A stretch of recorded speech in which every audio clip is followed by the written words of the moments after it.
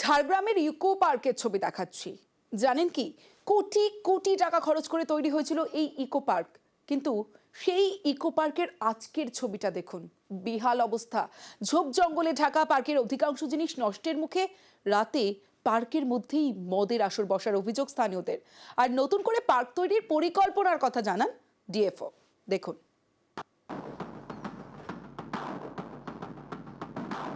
Eco পার্কে আগাছার জঙ্গল, অযত্নে বেহাল দশা, এদিকে ওদিকে ছড়িয়ে ছিটিয়ে মদের বোতল। এ ছবি ঝাড়গ্রামের ইকো পার্কের, এতেই ক্ষুব্ধ স্থানীয়রা। এখন বেহাল অবস্থায় তো জঙ্গল হয়ে আছে চার সাইডে, কিছু ছাগলে খেয়ে নিচ্ছে, কিছু মানুষ কেটে নিচ্ছে, চারদিক থেকে চুরি চামারি হচ্ছে। এখানে আমরা চাইছি পার্কটা হোক, সুন্দর পরিষ্কার পরিচ্ছন্ন হোক। এই শীতের মরশুমে ঝাড়গ্রামে প্রচুর ঘোরার জায়গা এবং টুরিস্ট আসছে, আমাদের পার্কও টুরিস্ট আসুক, ঘুরুক। ঝাড়গ্রাম পুরসভার 5 নম্বর ওয়ার্ড, এখানেই বন দপ্তরের 7 একর জমিতে তৈরি হয় ইকো পার্ক, প্রায় 2 কোটি টাকা খরচ করে। কিছুটা অংশের কাজ শেষ করেই পার্ক খুলে দেওয়া হয়। প্রথম দিকে পুকুরে মাছ চাষ, বোটিং হতো। গাড়ি নিয়ে পার্ক ঘুরে দেখতে রাস্তাও ছিল। পরে পরিকল্পনা ছিল প্রজাপতি পার্ক তৈরির। কিন্তু স্থানীয়দের দাবি 6 মাস মতো পার্ক ঠিকঠাক চলে, তারপর পার্কের কাজ শেষ না করেই উধাও হয়ে যান ঠিকাদার। তখন থেকেই রক্ষণাবেক্ষণের অভাবও দেখা দেয় বলে অভিযোগ। এভাবেই চলতে চলতে আজ পার্ক বেহাল, অধিকাংশ জিনিসই আজ নষ্টের মুখে। অভিযোগ, নজরদারির অভাবে রাত হলেই বসছে মদের আসর। সন্ধ্যা হলে কি দুষ্কৃতকারীদের আড্ডা হয়? হ্যাঁ, আড্ডা হয়, এখানে আড্ডা হয়, এখানে মদ টদ খাওয়া হয়, অনেক লোক জুটে। কোনখানটা মদ ওই পার্কটাতে বোতল সব পড়ে আছে। পার্ক নিয়ে তো চিন্তা ভাবনা চলছে, তো মোস্ট প্রবলি আমি একটা ডিপিআর তৈরি করে একটা পাঠাবো প্রপোজাল জন্য। আমি চেষ্টা করব কি পার্ককে যদি অ্যাক্টিভেট করা যায় ঝাড়গ্রাম পাবলিক। মূলত চেয়েছিল এখানকার মানুষের উন্নয়নের কথা ভেবেই সরকার টাকা দিয়েছিল, যে এখানে যদি ইকো পার্ক গড়ে ওঠে তাহলে পর্যটকরা আসবে এবং এখানকার মানুষের অর্থনীতি অনেকটাই উপার্জন বাড়বে। সে জায়গা থেকে এখন অবস্থা হয়ে দাঁড়িয়েছে বেহাল। বন দপ্তরের ডিওপোর সাথে কথা বললে তিনি যেটা জানিয়েছেন যে শীঘ্রই হয়তো এই পার্ককে আবার নতুনভাবে সাজিয়ে তোলা হবে। কবে তোলা হবে তার দিকে তাকিয়ে থাকবো আমরা। ঝাড়গ্রাম থেকে রাজু সিং, নিউজ 18 বাংলা। আব্দুস সুকুর মোল্লা, বয়স 60 বছর, বিয়ে করতে চান কিন্তু করতে পারছেন না। কারণ পাকা ঘর নেই, তাই পাত্রী জুটছে না। বিয়ে করতে তাই ভিডিওর দ্বারস্থ মুর্শিদাবাদের বেলডাঙ্গার বৃদ্ধ। তার আবদার আবাসের ঘর করে দিতে হবে, তাহলে তিনি নাকি বিয়ে করতে পারবেন। আমি বিয়ে করতে চাই, আমাকে আবাসের ঘরের ব্যবস্থা করে দিন। বয়স 60, এই বয়সে আবার বিয়ে করার ইচ্ছে, কিন্তু সেই ইচ্ছে পূরণ হচ্ছে না, কারণ বৃদ্ধের নাকি সেরকম কোনো ঘর নেই, তাই বিয়ের ফুল ফুটছে না।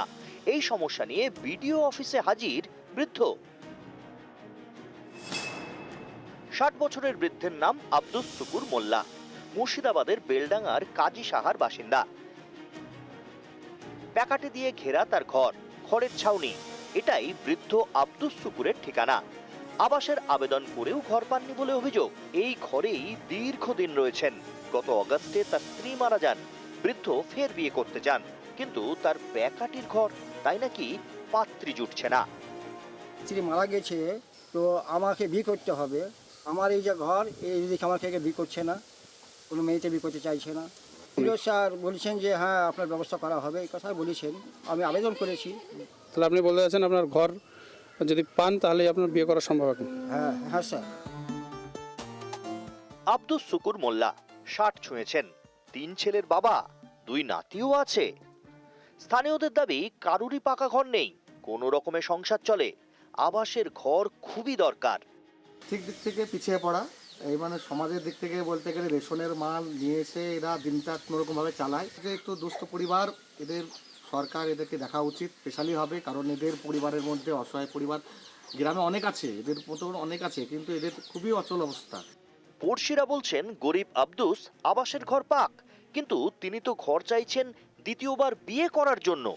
আমার শ্বশুর খুব একা হয়ে গেছে, আমার শাশুড়ি মা মারা গেছে, আমার শ্বশুরের ঘর নাই, থাকা জায়গা নাই আমাদেরও। আমাদের বাড়িতেও হ্যান্ডিক্যাপ বাচ্চা আছে, আমরাও থাকতে পারি না, তাই তো আমার শ্বশুরকে ভালো করে দেখাশোনা করতে পারি না আমরা। আমাদেরও ঘরের দরকার, আমার শ্বশুরেরও ঘরের দরকার। ওনার যদি বিয়ে করতে ইচ্ছা হয় তার বিয়ে দিতে হবে, আমার দিতে হবে। যে ঘর দিয়ে না বুঝতে পারছেন না, ঘর দিয়ে নেই, তার জন্য হয়তো বিয়েটা হচ্ছে না। তো ঘর পেলে তাহলে বাবার বিয়েটা হবে তাহলে আবার। ঘরটা হোক আগে, তারপর বিয়ে হবে। বৃদ্ধ আব্দুসের দ্বিতীয় বিয়েতে ছেলে কিংবা ছেলের বউয়ের কোনো আপত্তি নেই। বৃদ্ধের বিয়ের পথে কাঁটা ঘর।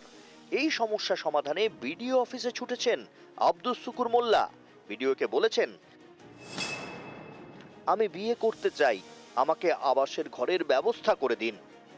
লিস্টের নাম নেই, আমি বলেছি যে যেহেতু ওনার বাড়ি নেই এবং সার্ভে লিস্টের নাম নেই, তাই সার্ভে লিস্টের নাম তোলার জন্য আবেদন করতে বলেছি। আবেদন দিয়ে জানি, উনি পরে কথা বলবেন বলেছেন। আবেদন দিলে আমরা দেখে নেব। মুর্শিদাবাদ থেকে প্রণব বন্দ্যোপাধ্যায়, নিউজ 18 বাংলা। এবার একটা ছবি দেখাই আপনাদের, দেখুন স্কুলের পড়ুয়ারা তারা নদী পেরিয়ে কোথাও একটা যাচ্ছে, কোথাও নয় স্কুলে যাচ্ছে, কারণ নদী পেরোলেই তাদের স্কুল। আর সেইভাবে নদীর পেরোনোর জন্য কোনো সেতু নেই, তাই হেঁটেই এভাবে নদী পারাপার হতে হয়। বাঁকুড়া শিমলাপালে স্কুলের পথে পদে পদে বিপদ। স্থানীয়রা চাইছেন যে প্রশাসন এই যে নদী, এই নদীর উপরে সেতু তৈরি করে দিক, তাহলেই এই সমস্যার সমাধান হবে।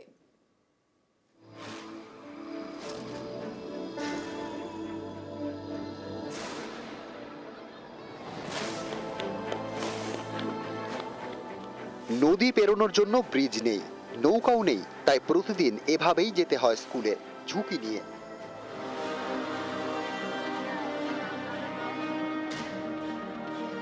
বাঁকুড়ার শিমলাপাল, এখান দিয়ে বয়ে গিয়েছে শিলাবতী নদী।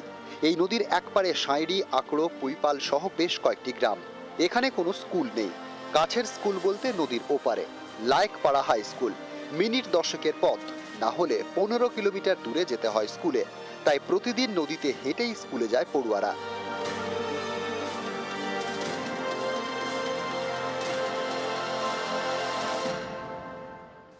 বর্ষায় দুর্ভোগ বাড়ে, ফুঁসে ওঠে শিলাবতী, তখন যাতায়াত বন্ধ হয়ে যায়। আমাদের এখানে কোনো ব্রিজ সেরকম নেই, তাই আমাদের নদী পেরিয়ে যেতে হয়। অনেকটা, ওখান দিয়ে পুরোটা ঘুরে ঘুরে যেতে হবে। তাছাড়া তো ওখানে আর ব্রিজ নেই না, নদীটা পেরোনোর জন্য শিমলাপালে একটা ব্রিজ আছে। জল বাড়লে কি অবস্থা হয়? তখন আর ঘরে থাকে বাচ্চারা সবাই। পরীক্ষার সময় শিমলাপাল দিয়ে টোটো ভাড়া করে পাঠানো হয়। টোটো ভাড়া এইখানকে আসতে 200 টাকা লাগে। হেঁটে নদী পেরোতে হয় বড়দেরও। স্থানীয়রা চান পাকা ব্রিজ করে দিক প্রশাসন। আমরা দেখছি মানবিকভাবেই বিষয়গুলো নিয়ে আমরা চর্চা করছি, কতটা করা সম্ভব। আমাদের শিলাবতীতে বেশিরভাগ সময় জল কম থাকে, সমস্যা হয় না। শুধুমাত্র বর্ষার সময়টাতে সমস্যা হয়, সেটাকে যদি কোনো টেম্পোরারি সলিউশনের রাস্তা আমি বার করতে পারি তাহলে চেষ্টা করব। বাঁকুড়া থেকে প্রিয়ব্রত গোস্বামী, নিউজ 18 বাংলা।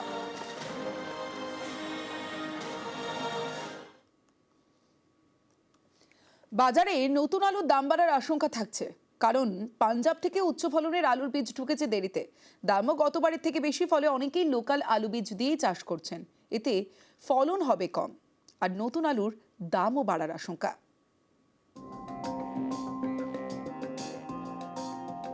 নভেম্বরের শেষ থেকে শুরু হয়েছে আলুর চাষ। পশ্চিমবঙ্গের কৃষকদের বড় ভরসা পাঞ্জাব থেকে আসা আলু বীজ।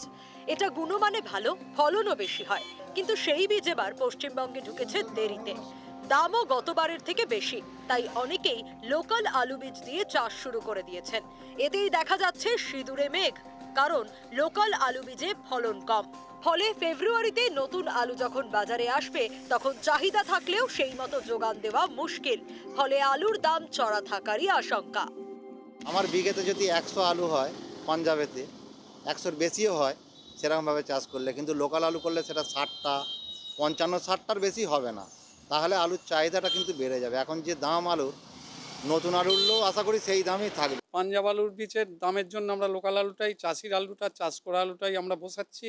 সেই আলুটাই আমরা বসিয়ে সেই আলুটার ফলন 50% কম হবে। আগামী বছর আবার যেমন খোলা মার্কেটের দাম যেমন উঁচু থাকবে, মানে দাম বাড়বে। হ্যাঁ, মানে খরচ হিসেবে দামটা অনেকটাই বাড়ার সিদ্ধান্ত থাকছে। কৃষকদের দাবি, এবছর পাঞ্জাবের আলু বীজের দাম অনেকটাই বেশি। এক বস্তার দাম 3 থেকে 4,000 টাকা, গতবার ছিল 2,000 টাকার মধ্যে। এই কারণে অনেকেই লোকাল আলু বীজ দিয়েই চাষ করছেন, তাই পাঞ্জাবের আলু বীজের বাজার ধাক্কা খেয়েছে। চাষ মোস্ট প্রবাবলি শেষের মুখেই, 1-2% চাষ ফিনিশিং দিতে বাকি আছে। বীজ বিক্রি হচ্ছে না, প্রায় 2500, 2600, 2800 টাকা পারচেসিং বীজ। এর মূল কারণ হচ্ছে পাঞ্জাবিরা পয়সা নিয়ে মাল ঠিক মতো ডেলিভারি টাইমে দেয়নি বলেই সব বীজ ব্যবসায়ীরা আজকে বিপর্যস্ত। আলুর ভালো মান এবং ভালো ফলনের জন্য ভরসা পাঞ্জাবের বীজ, কিন্তু এই নির্ভরতা আর কতদিন? রাজ্যে পশ্চিম মেদিনীপুরে আনন্দনগর বলে একটা আছে, আনন্দপুর, ওখানটায় আমরা করছি। গভর্নমেন্ট থেকে বীজ তৈরির উদ্যোগ নেওয়া হয়েছে এবং হচ্ছেও। নিউজ 18 বাংলা।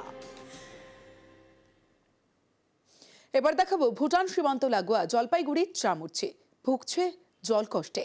খাবার জলের সমস্যা মেটাতে বছর 3 আগে উদ্যোগ নেয় জনস্বাস্থ্য কারিগরি দফতর। রিজার্ভার তৈরির কাজ শুরু হয়, কিন্তু তা আজও শেষ হয়নি। তাই জলকষ্ট আজও মেটেনি। আজও চামুরচির বড় ভরসা ভুটানের ঝর্ণার জল।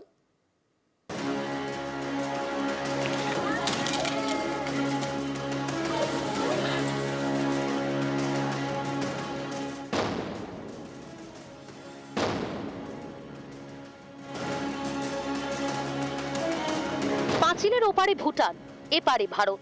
জলপাইগুড়ির চামুরচি, পাঁচিলের নিচ দিয়ে গিয়েছে পাইপ। ভুটানের ঝর্ণার জল এই পাইপের মাধ্যমে চামুরচিতে ঢোকে।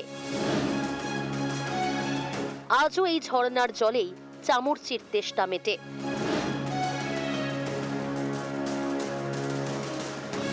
ভুটান সীমান্ত লাগোয়া চামুরচি, এখানে দীর্ঘদিন ধরেই জলের কষ্ট।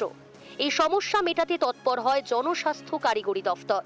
2021 সালে চামুরচিতে জলের রিজার্ভার এবং পাম্প হাউস তৈরির কাজ শুরু হয়। স্থানীয়দের অভিযোগ, সেই কাজ চলছে অত্যন্ত ঢিমে তালে। মাঝপথে কাজ বন্ধ করে দেন ঠিকাদার, পরে আবার কাজ শুরু হয়, কিন্তু আজও তা শেষ হয়নি। দেখতে দেখতে 3 বছর কেটে গেল, ফলে জলের সমস্যাও মেটেনি। চামুরচির ডিপা লাইন, সেরা লাইন, তেলিফাটক চেকপোস্টের বাসিন্দাদের আজও তেষ্টা মেটাতে হয় ভুটানের ঝর্ণার জল খেয়ে। বর্তমানে আমাদের এই এরিয়াতে ভুটানের উপর ডিপেন্ড করতে হচ্ছে। ওখানটায় যে ঝর্ণার জল আছে, ঝর্ণাতে গিয়ে পাইপলাইন করা হয় ইন্ডিয়া থেকে, গিয়ে ওখানে প্রশাসনের সাথে পারমিশন নিয়ে ওই জলটার উপর ডিপেন্ড করে। যদিও জলটা খুব ডলোমাইট মিশ্রিত জল, যেটা মানুষের স্বাস্থ্যের পক্ষে খুব ক্ষতিকারক। ভুটান সীমান্ত এরিয়া সমস্যাটা দেখার দায়িত্ব হচ্ছে কেন্দ্রীয় সরকারের। কেন্দ্রীয় সরকার উদাসীন একদম, উনি কোনো উদ্যোগ নিচ্ছে না। আমরা সবাই এখানকার ভুটানের জলের উপর নির্ভরশীল। বর্তমান এখান থেকে 5 কিলোমিটার দূরে আছে পাইপ, হ্যাঁ, ওই পাইপ থেকে ঝর্ণার জল আসে, ওটাই আমরা সব প্রায় কমপ্লিট ট্যাঙ্কি, বোরিংও কমপ্লিট। তো এই ট্যাঙ্কি চালু হলে কি সমস্যা মিটবে? কিছু আশা করা যায় যে জলের সমস্যা মিটবে। ওটা নতুন করে আবার কি ওটা তৈরি হচ্ছে আর কি। ওটা হলে কি জলের সমস্যা মিটবে? ওটা হলে আরো, এর আগে ওটা হওয়ার কথা ছিল যে সাপ্লাইয়ার, ওটা কন্ট্রাক্টর ওটা পেয়েছিল, হ্যাঁ, তুই নিয়ে আবার ওই কাজটাকে ছেড়ে চলে গেছিলেন, সেই জন্য ওইটা একটু দেরি হয়ে গেছে আর কি। জলপাইগুড়ি থেকে রকি চৌধুরী, নিউজ 18 বাংলা।